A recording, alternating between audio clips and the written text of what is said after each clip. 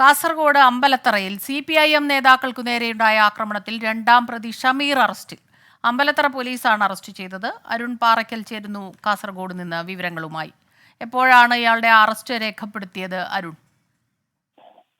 ഇതാ രാവിലെയാണ് ഷമീറിനെ police കസ്റ്റഡിയിലെടുക്കുന്നത്. Police ഷമീറിനെ പ്രതി ചേർത്തുകൊണ്ട് പോലീസ് അമ്പലത്തറ പോലീസ് നേരത്തെ തന്നെ ഇന്നലെ രാത്രി തന്നെ FIR രേഖപ്പെടുത്തിയിരുന്നു. ഇന്നലെ വൈകുന്നേരം 7:30 കൂടിയാണ് CPIM ലോക്കൽ സെക്രട്ടറി അനൂപ് ഉൾപ്പെടെയുള്ള ആളുകൾക്കെതിരെ ഈ ലാലൂർ സ്വദേശി രതീഷ് ഷമീറിന്റെ വീട്ടിൽ വെച്ച് സ്ഫോടക വസ്തു എറിഞ്ഞത്.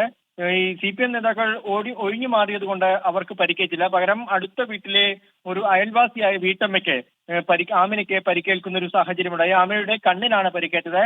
എന്തായാലും ഇത് CPMന്റെ ഉൾപാർട്ടി തർക്കമാണ് ഈ ഒരു ആക്രമണത്തിന് കാരണമെന്ന് ആ പ്രദേശവാസികൾ ഉൾപ്പെടെ ആരോപിക്കുന്നുണ്ട്. പക്ഷേ CPM നേതൃത്വം ഇത് നിഷേധിച്ചിട്ടുണ്ട്. ഈ പ്രദേശത്തെ ലഹരി സംഘങ്ങൾ വ്യാപകമാണ്. ഈ ലഹരി സംഘങ്ങൾക്കൊപ്പമാണ് ഈ ലാലൂർ സ്വദേശി രതീഷ്. മുൻ CPM പ്രവർത്തകനാണ്. 2018 മുതൽ പാർട്ടിയുമായി ബന്ധമില്ല.